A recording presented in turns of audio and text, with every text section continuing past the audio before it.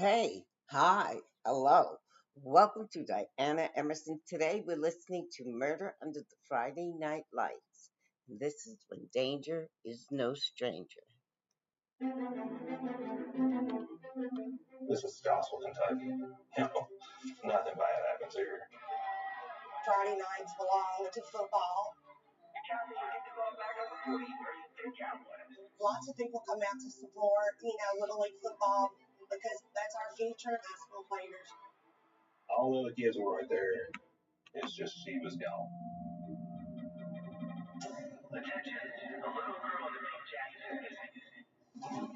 I just remembered screaming, I want my baby. Where's my baby? God, please let my baby be okay. Someone had the audacity to do this with hundreds of spectators present. It could have been anybody's kid that night. Just didn't even think it was real. Is some other child at risk? Does he have someone else? It didn't matter if he was a toddler or a 90-year-old man. I was going to let you leave.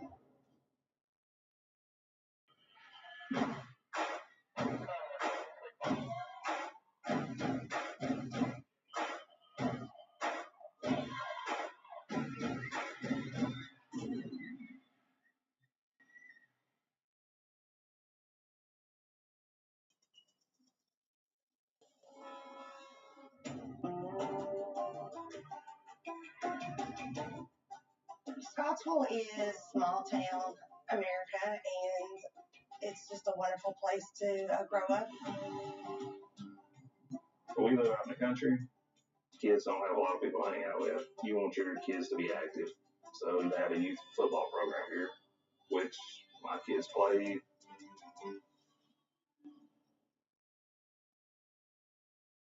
Every year over here, at the end of the year, all the kids make one all-star team and have a big tournament.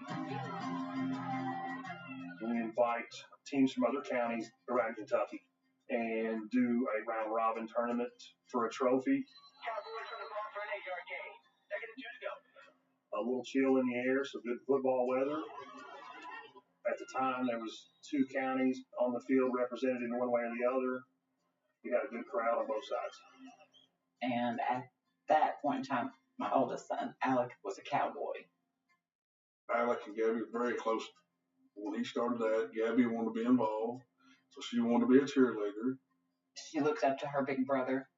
She wanted to cheer him on. She was 7, but she taught herself to do cartwheels and back bends and all that. She loved it. Scores now 7-0. The Cowboys are in the lead. That day, Gabby wasn't cheering. As soon as we get there, she spots her friends. Then she's like, oh, I want to go play. I'm on the sideline doing something with some kids, and Alex on the field, my kids on the field, and see Gabby, she's over there with a bunch of kids. They're all just having a good time. I was up in the box calling a game every now and then. She'd come up there to get some money from me for concession. And I remember giving her money, and she started to run out the door. I said, hey, you forgot something. She turned around and she grinned real big, come back over here and kissed me and told me she loved me and I love her. But I never thought that would be the last time I ever got to see her.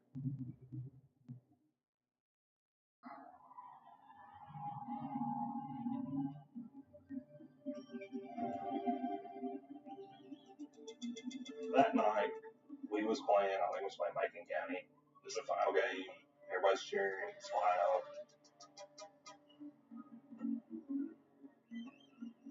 The little girl that was Gabby's best friend at the time was rushing up the stairs, coming my direction. She seemed panicked and she said, Amy, where's Gabby? And I just kind of looked at her weird and I said, she was with you. And she said, we decided to play hide and go seek. And her and the other girls had hidden from Gabby in the bathroom. But she never came to find them. And when they came out of the bathroom, Gabby wasn't out there. So we rushed to the announcer's box, and I looked at Brian and I said, "Is Gabby in here?" And he said, "No," and he looks around just to be sure. And that's when we started our search. I took around the track. There were some church members that we were friends with, but they hadn't seen her. I was to the gate because I thought that maybe she went out to the car. I remember running to the parking lot, but she wasn't there.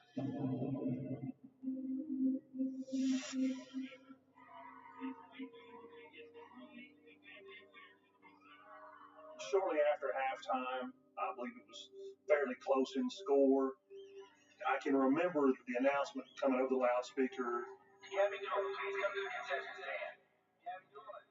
Gabby Doolin, please come to the concession stand. Gabby Doolin, please come to the concession stand. Gabby Doolin, please come to the concession stand. I think it probably happens at every sporting event. If you have seen her, please send her to the concession stand to meet her parents. Every time they would say it, I would look and in hopes that she would come running. And every time she didn't show up, my heart would sink a little further.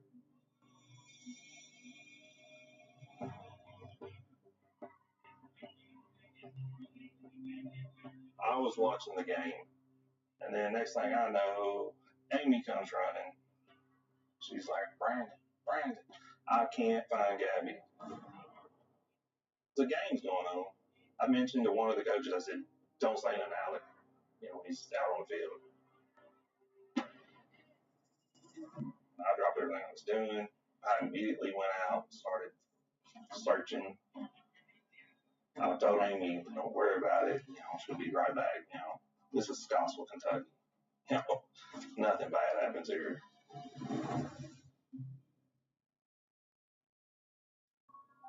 After I checked all these other areas, there's this dark pathway back in between the baseball field and the athletic complex, and all leads to the woods. I went back there because I said, well, maybe she fell, twisted her ankle. I made it to the edge of the woods, but it was pitch black. So I turned around, found somebody, turned the lights on the baseball field. I went back, but other people had went into the woods to that point and come out. So I turned around. I don't know exactly what happened. The only thing that's true is something bad happened to Gabby. And I immediately got my kids, and we went and sat up in the stands. My kids didn't leave my side.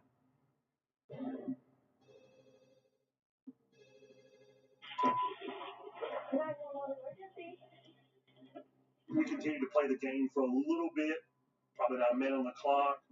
Our police department showed up and stationed themselves at the exit and started shutting the facilities down. Attention players and fans, the game has been suspended. I start grabbing players and having them go towards their parents up in the stands. Players, please exit the field and find your parents in the stand. They put that over the intercom and everybody lost it. People that was out running around looking and yelling and stuff, I ran off. That's about all I remember that before it went into chaos.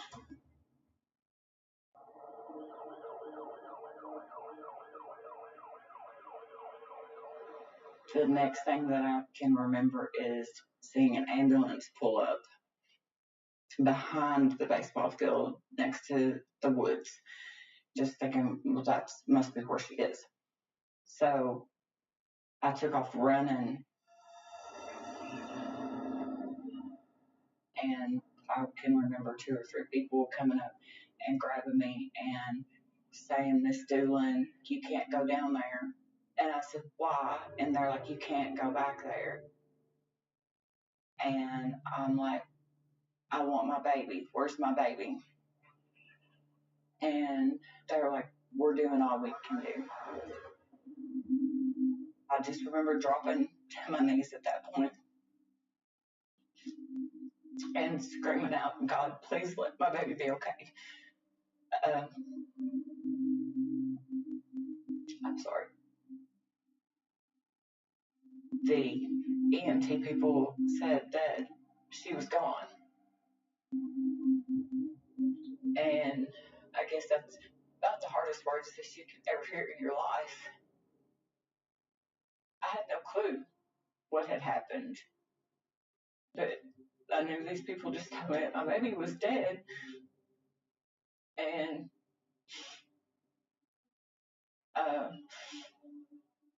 the people that found her could see it wasn't an accident. All I could keep saying and thinking is, what kind of monster does that to a child?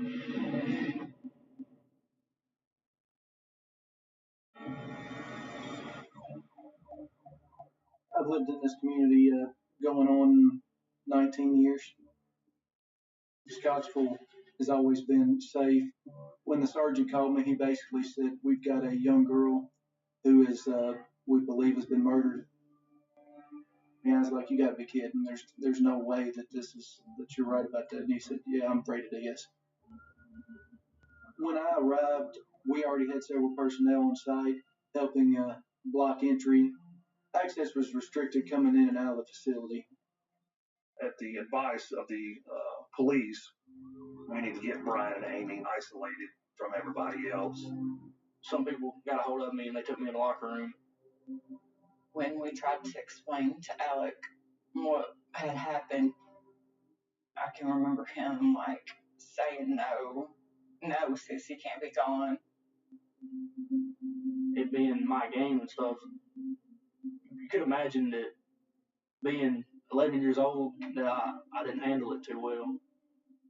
So it's hard to deal with as an adult, but then having to explain things to a child, that was especially hard too.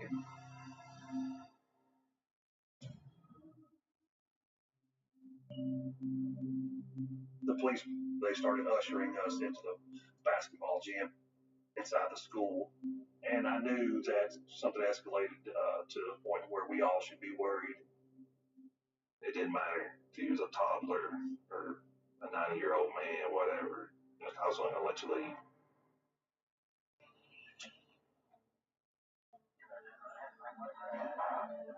I was the on-call detective that weekend.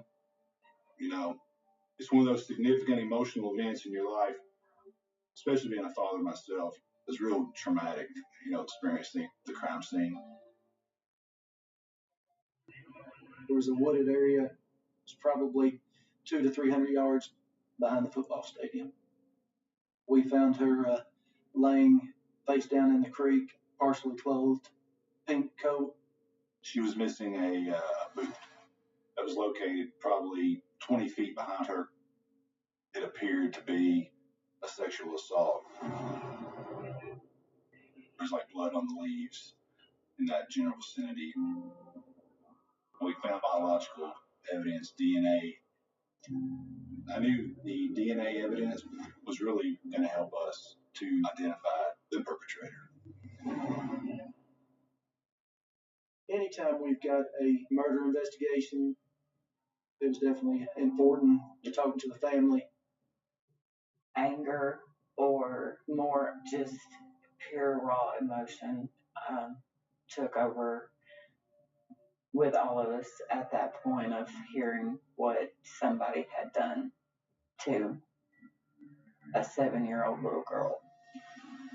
My little girl. KSP took DNA from me. I said, you'll find DNA. I said, on her cheek. That's from me. I can remember them asking us about the night that it happened. I want you to know this is for my records only, okay? It's not an interrogation or anything like that, okay? Just out of the way, sir. That's fine. Listen, it started out as any other typical day before the big playoff games for Alec. I told Gabby, maybe you should stay home with your brother. Chance was 3 years old, and we didn't want to put him through a long day And Gabby said, "No, Mom, please, I want to go." And I was like, okay, you can go. You didn't feel a sense of worry when you were at a Little League game. Pretty much everybody watched out for each other's kids. And she usually had 2 or 3 other girls with her. Is it pretty standard for her to just run around and do her own thing with her friends? Yeah, every time I come with her football games and stuff, I mean, because she was with her friends, and I would always say, make sure y'all stay in a group. Is anybody mad at y'all or anything like that? Threatening y'all here recently? Any enemies? We didn't knowingly have any enemies at that time. This perpetrator, he's still out there. I was thinking, is some other child at risk? Does he have someone else? So it was kind of like a ticking clock. And my primary focus was we need to figure out who did this crime, and if they're still here, we need to identify them. We had no idea who we were dealing with. At that point, we're looking for the boogeyman.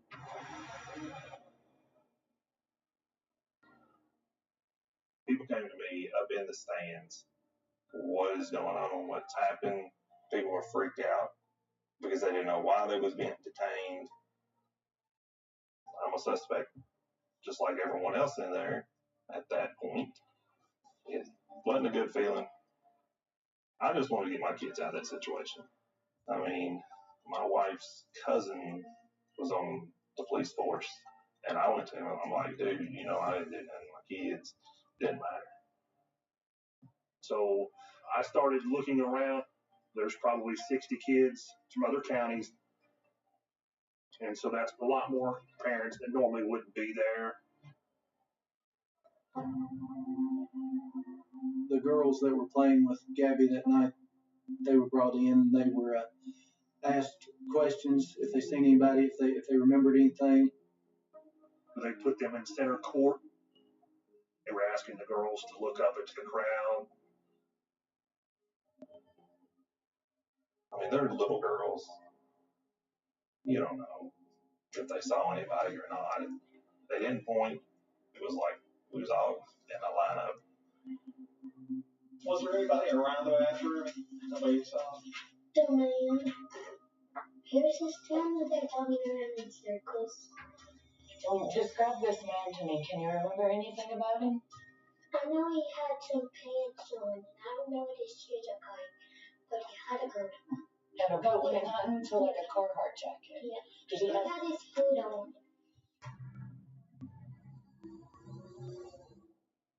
People was talking about a denim jacket.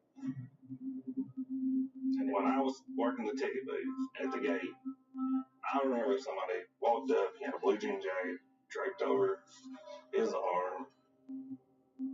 He was acting pretty weird. Like maybe they was drinking. It seemed off to me, but that was before. I didn't think nothing else about it at that time. You wonder who could do this?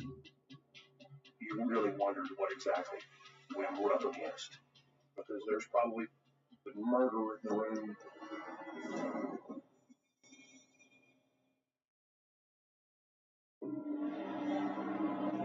Attention players and fans. Please remain calm and wait for further instructions. KSP, they advised everybody in the gym that we're not leaving until we speak to detectives. At this time, we pretty well knew the worst had happened. We didn't get out until like 11:30 at night. I was happy I was out and my kids were with me. That's our life, our kids. And that was taken away from Brian and Amy and Alec, a chance. It had already hit me, Chance is going to ask where Sissy. How do you explain to a 3-year-old that your sister's not coming home? Because that was his best friend. I said, where was Gabby? But I can't remember what they told me. What's that? But I can't remember anything else. Chance, was into superheroes at that time. We explained it to him that a bad guy had took Sissy. And so when he would talk to anybody in the family or friends, he would say the good guys couldn't save her.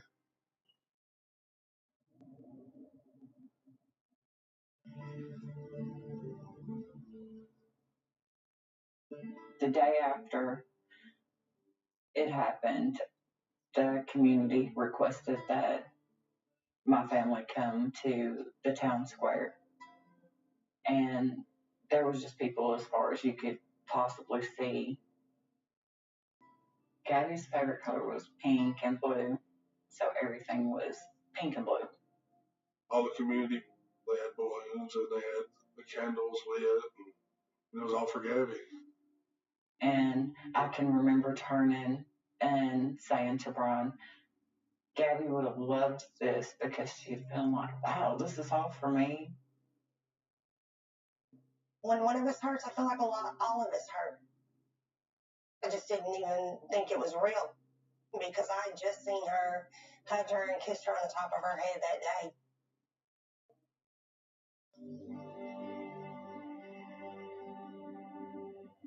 It was an awful, heinous crime. It was the worst of the worst. While you're investigating the crime, you need to stay clear-minded. But as you get home, you think about it, it hits home. This was the most tragic event that could happen to a parent. This was an act of the devil. I mean, that's just all this to it. I had no idea that there's animals out there waiting to take our babies. The night we had the vigil, a good friend of mine said, Brian, out of every 100 people here, there's one or two pedophiles. He said, that's just the average. A lot higher odds than I ever thought it was. We check everyone in the area that was on the sex offender registry because of the nature of the crime, the sexual assault that occurred. You were thinking this can't be this perpetrator's first victim. Someone who has committed this type of heinous act before may have done it again. There were a couple of sex offenders that were determined to be living in the area, but they all had alibis when they were talked to. There's numerous folks on the sex offender registry, but there are more unknown perpetrators that have not been arrested that are still out there.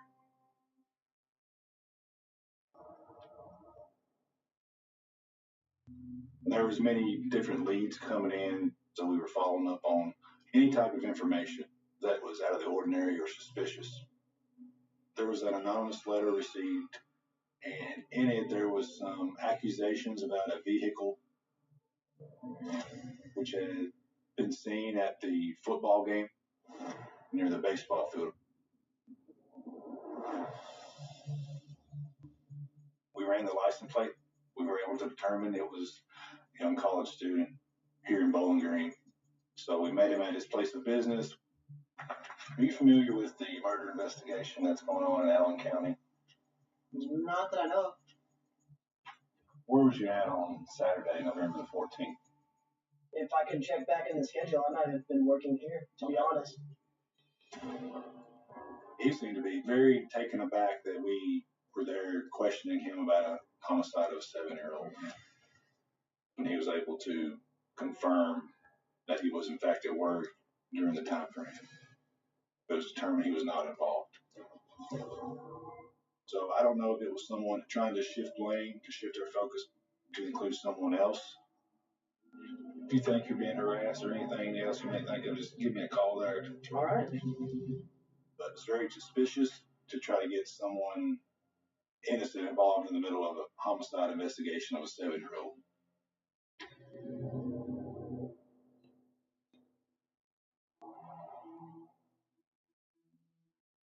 It seemed like an eternity of waiting to find out who could have done this. And then somebody had called us and said that there were police investigating somebody on Mount Carmel Road. And I wasn't familiar with that road or who lived there. And they said that Timothy Madden's family lives on Mount Carmel Road. Then we heard the rumor that it wasn't Timothy Madden. They were investigating. He'd had 5 kids, 3 sons, a daughter, and a baby.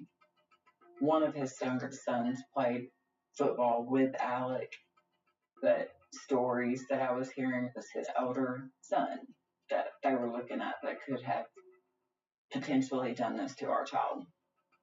That he had maybe been a troubled teen.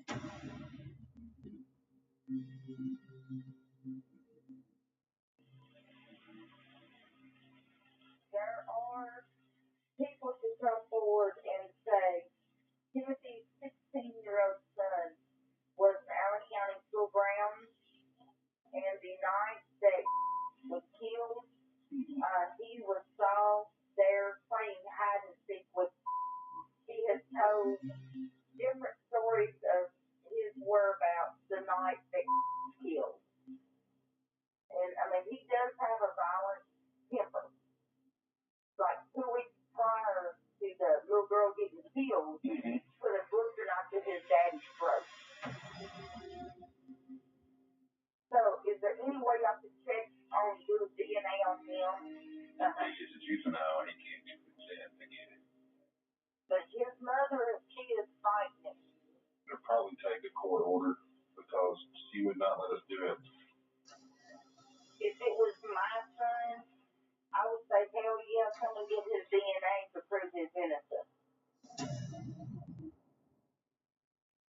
And then a short time later, Scottsville Police Department started receiving threats, social media threats from Mr. Madden's 20-year-old son, Bradley Madden.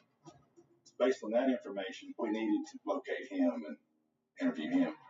And that's when we found out that there was an outstanding warrant out of Tennessee for Bradley involving charges of a sexual nature.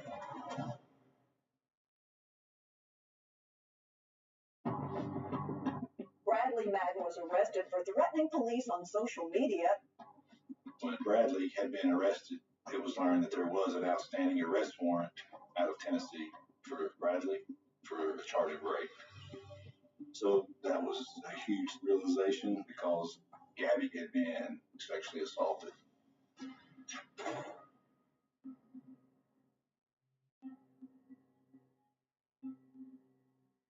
We put all these messages on Facebook. I know you're 20. I know you're pissed. You have any alcohol in you? No. Just lost my temper. So I know that everybody's accusing you on Facebook and stuff like that. My name's everywhere. My dad's is, my brother's is. What's wrong with your brother?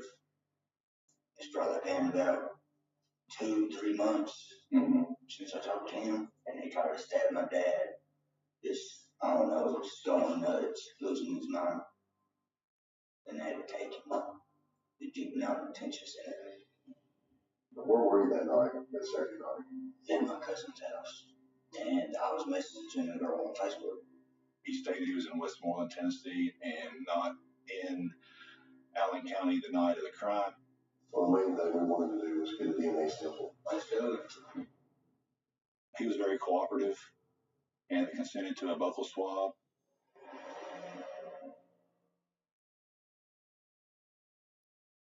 Myself and some fellow detectives were waiting for Bradley's DNA to come back. At this point, the community was all kind of in an uproar. And after speaking to several individuals that were spectators, a description of another suspect emerged. The clothing was similar, the physical description, and one witness actually named him by name, and it was Bradley's father, Timothy Madden. I called my dispatch. They looked through his criminal history, and there was nothing that was close to what we were looking at of that evening. And he did not have any violent felony offenses on his criminal history.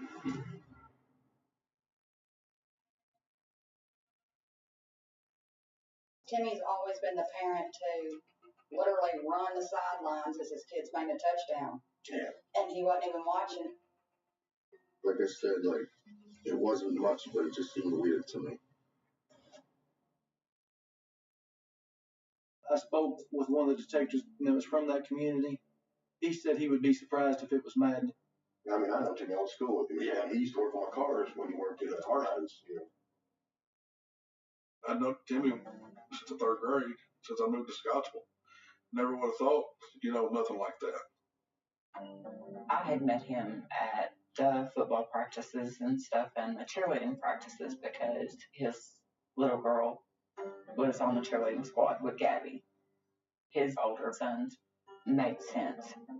But it was just very shocking to me that another parent was the person that they were looking at that could have potentially done this to our child.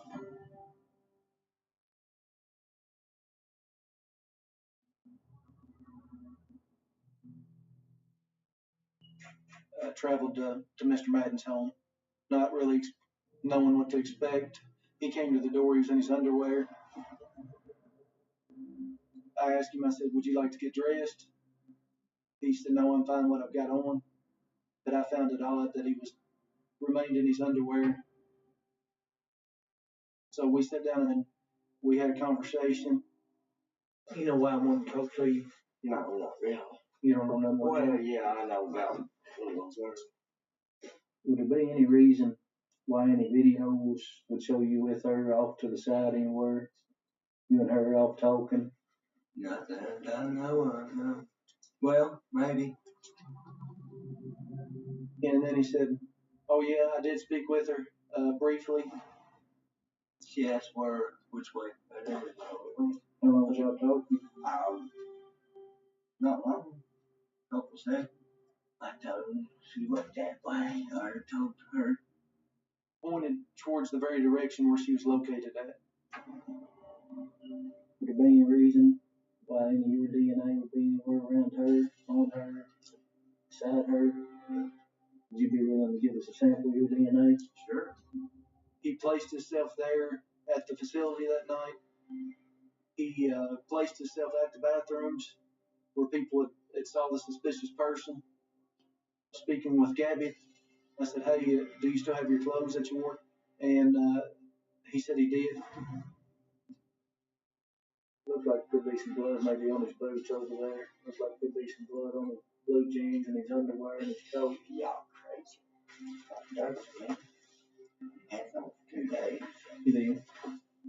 What about that coat? Oh, that coat. That's all about it. We had the witness said there was a person in a Carhartt coat. We found a similar style work coat at his home. Is there any reason why there would be blood on you? No. If we find something on there, that'd be out of ordinary. I get it. Your boots, you don't know, have you been around anything bleeding lately?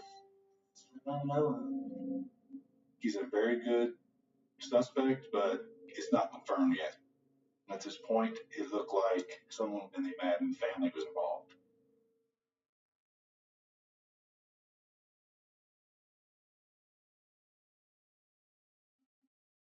We had never planned a funeral before. We had no idea what exactly private or public meant. And little did we know that public meant public, very public. Hundreds and hundreds of people coming in. I just stayed with her during that. They tried to get me to go eat. I'm like, no, I'm definitely not hungry. I guess in my mind, I should have been by her side the night of. So I didn't leave her side while she was at the funeral home. Couldn't do it. Not only did my teammates and coaches at Allen County come, the team that we were playing the night that we lost my sister, they came, and it meant a lot. When we left, following the hearse that day, we were in amazement. It was a parade.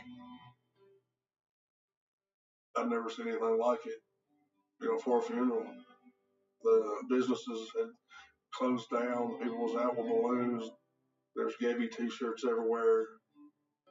That was all the way from the church to the graveyard. And so it felt more like her spirit was alive.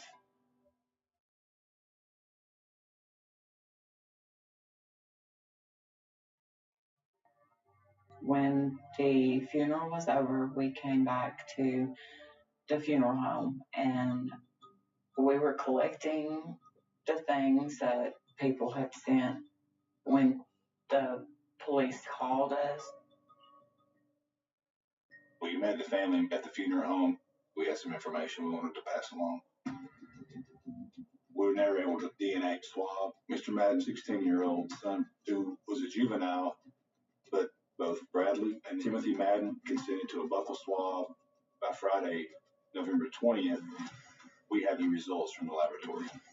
We had confirmed results that it was one of the Maddens.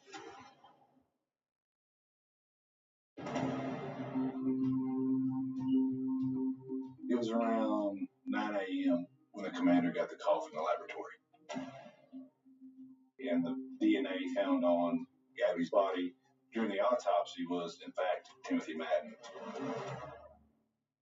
Not Bradley or his juvenile son. I'm innocent. That's it. I'm sorry about their loss, but I'm innocent.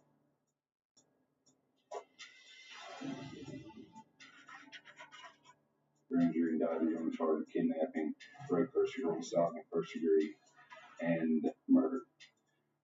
Right now, the judge has said that there's no bail. My personal opinion of why Gabby was located, where she was. Madden said in his interview, Gabby came out looking for the other girls, and he said, they went that way. Now, speculation is that maybe she went there in that direction looking for her friends, and he may have followed her. This was like something you would see in the movies. I know Timothy Madden was in the gym that night with us because I didn't let anybody go. It'll wake you up. It's a big shocker. And, looking back now, putting everyone from the football field into the gym was one of the greatest ideas during the onset of this investigation because it allowed us to develop a suspect in a very short amount of time. I talked to him that night. He said he was looking for my little girl, and he was just as normal as could be. That tells me something ain't right with an individual.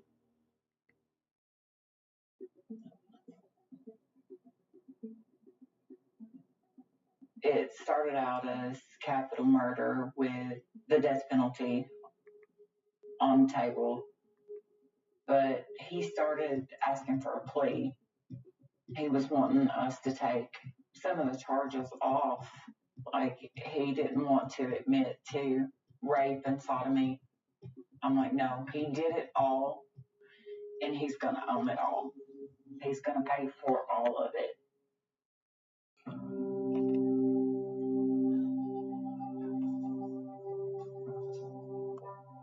Do you then admit that you committed the offense of kidnapping of Gabriella Dillon? Guilty. Do you admit that the Commonwealth can meet its burden of proof that you committed the offense of rape first degree as well as sodomy first degree of Gabriella Dillon? Guilty. And finally, do you admit that you committed the offense of murder of Gabriella Dillon? Yes. How do you plead? Guilty. Ultimately, he was sentenced to life without the possibility of parole.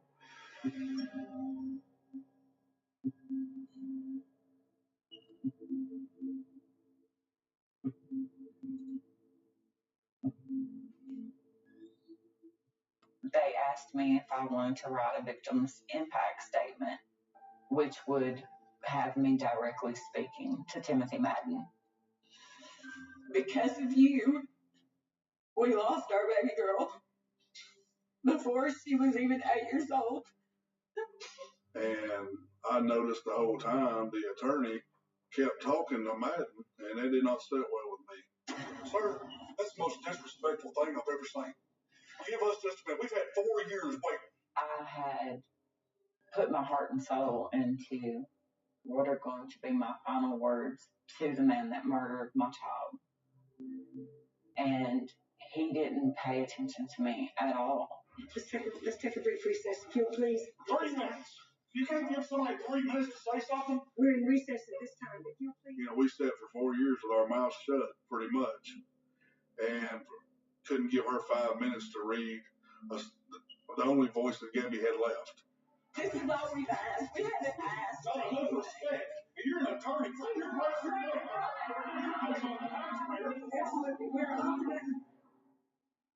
I think I wanted him to somehow, through my words, be able to see a little bit of my pain.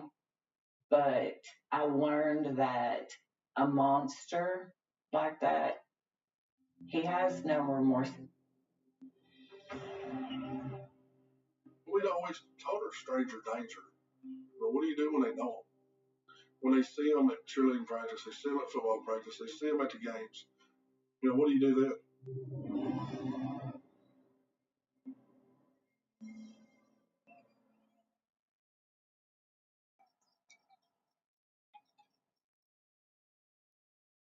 Now, I play left tackle and defensive end. I just block. That's what I do. I guess protecting people is kind of a big thing for me. I've wore pink socks ever since we lost my sister. They're always pink, brightest pink I could find. It was just something I could do to show my love for her. She was gone, but I want people to still remember it. Knowing that they do and that they will, it means a lot.